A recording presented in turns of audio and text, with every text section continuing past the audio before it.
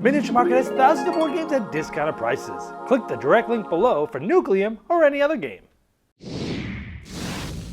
Hello my friends, it's the Game Boy Geek here. Now today, we're going to be building rails and connecting different coals and turbines and nuclear plants and pushing that to make energy into buildings using our rails and other people's rails and other people's turbines and interactive Euro. Today we're taking a look at Nucleum. This is coming to North America from Board and Dice. Now I've had the pleasure of being able to play this twice, a 4-player and a 3-player game at the Gathering of Friends a few months ago. And I was so enthralled about this game, I made lots of lengthy notes about what I liked and what I didn't like, and now that it's been announced, I can finally talk about it. So I'm going to give you a very brief, based on some pictures I've taken and some online, overview of what the game is like. It's been told to me that it's like Brass and Reverse and Barrage if they had a baby. Wow, 2 big heavy hitters. Let's take a look.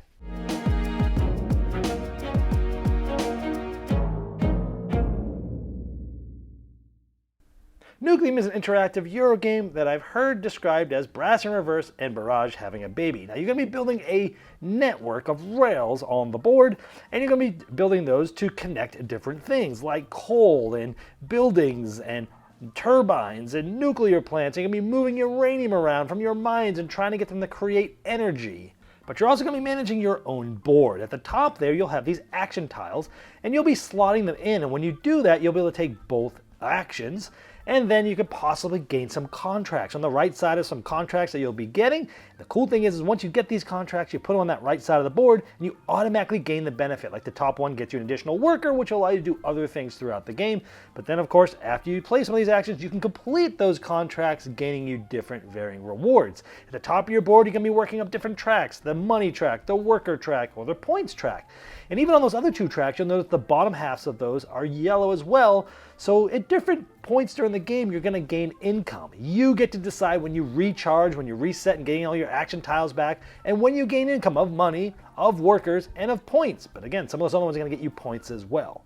On your board, you'll notice there's 3 rows of buildings at the bottom, sort of in the center there, and there's different types, and you're going to be building those different types, and some of those are going to have different abilities. They're going to cost a certain amount, but they're also going to give you different benefits, and you're also going to need a certain amount of energy in order to power them, but they're going to give you more points in the end. On the right side, you're going to be building mines that will give you uranium that you'll have to be moving through either your networks or other players' networks. You can create turbines, which are going to create even more nuclear power for you to get even more points.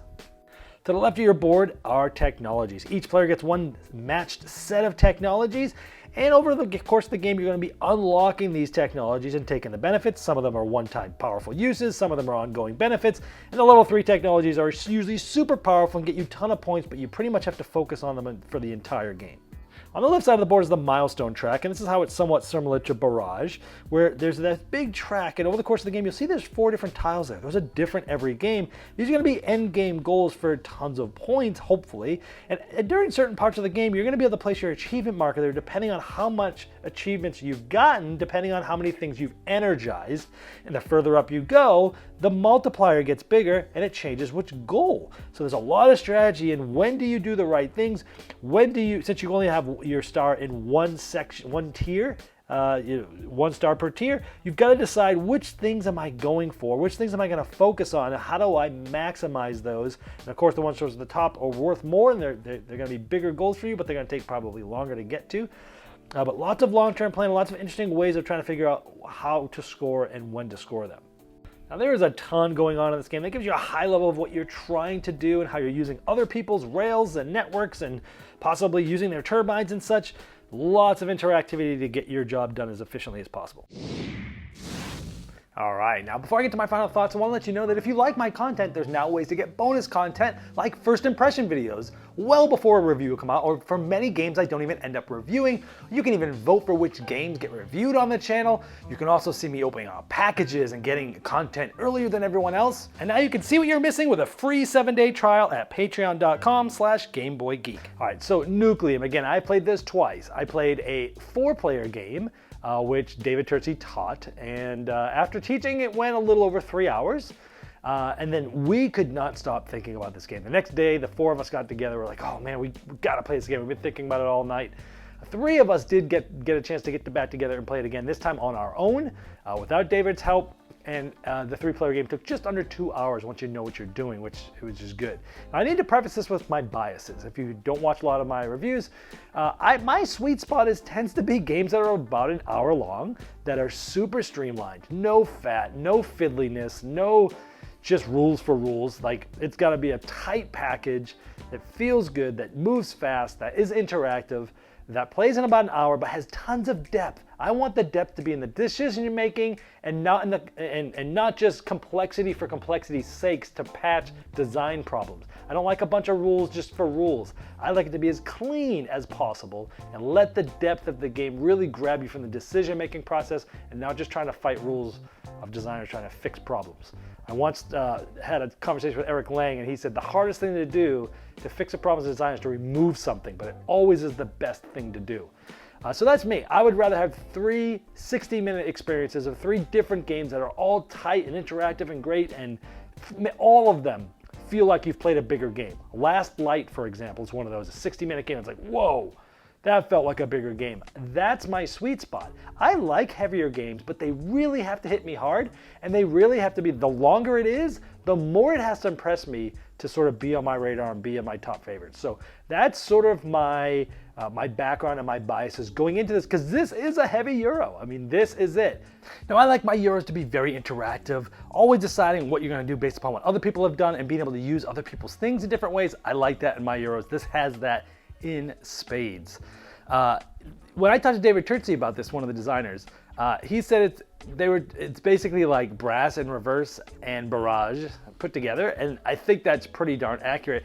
And in saying that, I love that when you're building your network rails, you can build anywhere. You don't have to like build and then build off your rail, and so you can build anywhere. And you're creating a new network. If you build way off to somewhere else and then somewhere else, you're creating new networks. And it's important to have networks of different things. It's going to allow you to do different things. And then other people might fill in those networks to things that you need to get to. And I think that's pretty cool. I like when you're using coal or uranium for energizing. You're trying to decide what to do. The uranium gets you more energy for the bigger points.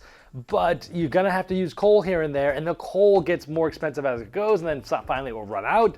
But I also like, again, as you're moving things and moving coal or uranium into power to get points, you're essentially going to be using other players' connections. Again, it's another thing where everybody is sort of kind of working together, even though they're definitely against each other.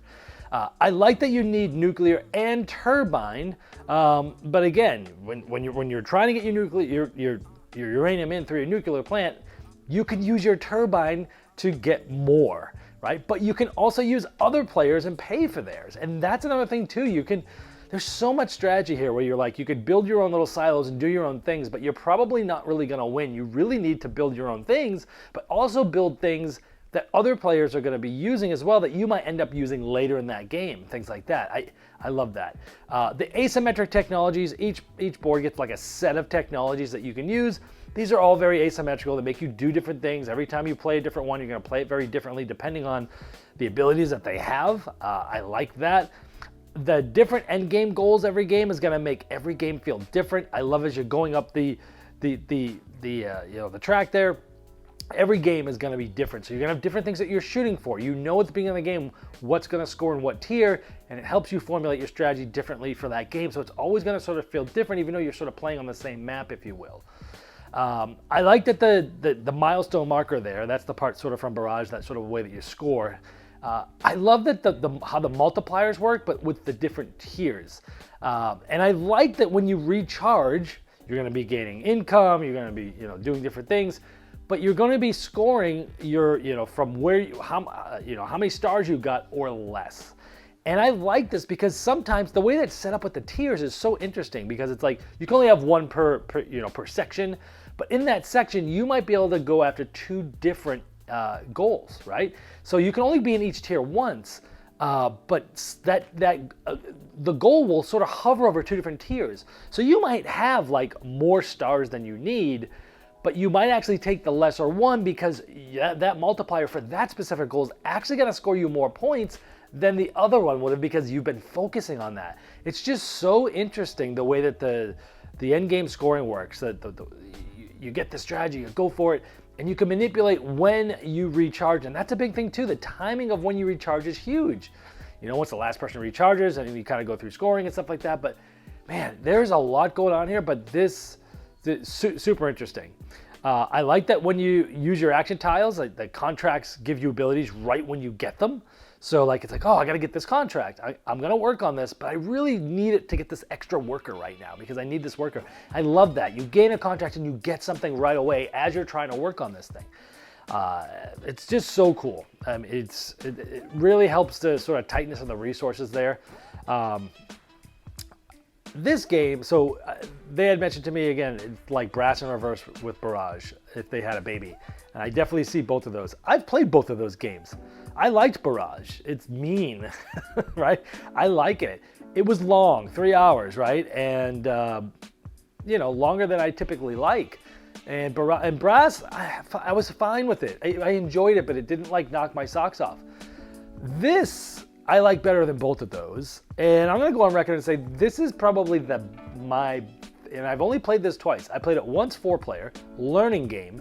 Took a little over 3 hours, just the playing part, with David teaching us. And then we all thought about it all that night. And then the next day, 3 of us got together that had played it the night before and played it again. We couldn't stop thinking about it. We played it again without David's help. We played the second one, a 3-player game, in just under 2 hours. I think it was like 1 hour 50 minutes. That was great, right? And with that being said, this is like my favorite heavier Euro I've ever played. And that's huge coming from me. So that's how much I like this game. What might people not like about this game? Look, the game's got a lot of setup, a lot of pieces, setting up technology, setting up the game goals. The game's got a lot of setup. The game is a tough teach. There is a lot going on here. I mean, there's a lot. You're going to be teaching it. There's going to be lots of questions. There's going to be lots of questions as it's going on the first time you teach it. There is a ton going on, but the theme does help. So, you can teach this game with theme, which I really like. I also would like to have seen, I think the one that we played, there was only 4 sort of sets of technology tiles. I don't know how many are coming in the actual production version. If it only comes with 4, that's fine, but I would like to see more sets because that really does drive your strategy along with, the milestones and stuff like that.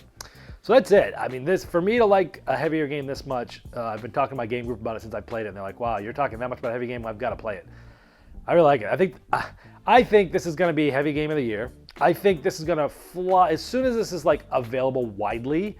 I'd say within a few weeks, this thing is going to be within 6 months. It's definitely going to be in the top 100 of Board Game Geek, and I think it will end up higher than Barrage, which is really high right now. I'm not saying it probably won't take over Brass. It's number 1, right?